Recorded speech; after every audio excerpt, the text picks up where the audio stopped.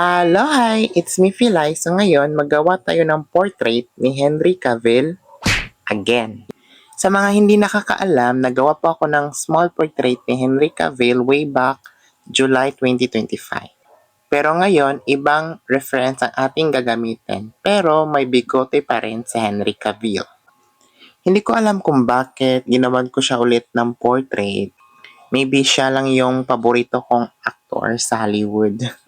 But until now, ang gwapo pa rin ni Henry Cavill so much. Ang gwapo talaga niya. At macho. Hindi naman ako obsessed ni Henry Cavill, pero sa kagwapuan talaga niya, ma-attract ka talaga. Hindi ko talaga ma-imagine if makikita ko si Henry Cavill in person sa harap ko para talaga ko magiging statwa dahil nakakita ako ng pinakagwapo na lalaki.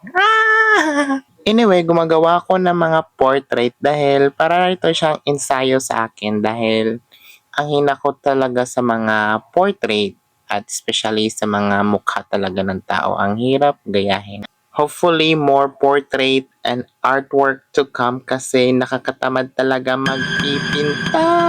Nakaka-stress.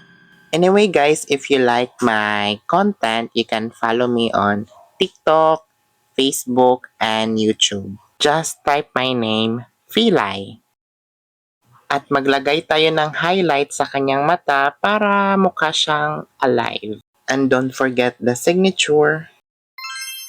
And voila, the finished product.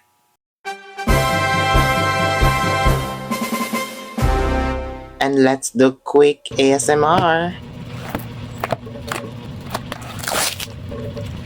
Thank you for watching. Bye!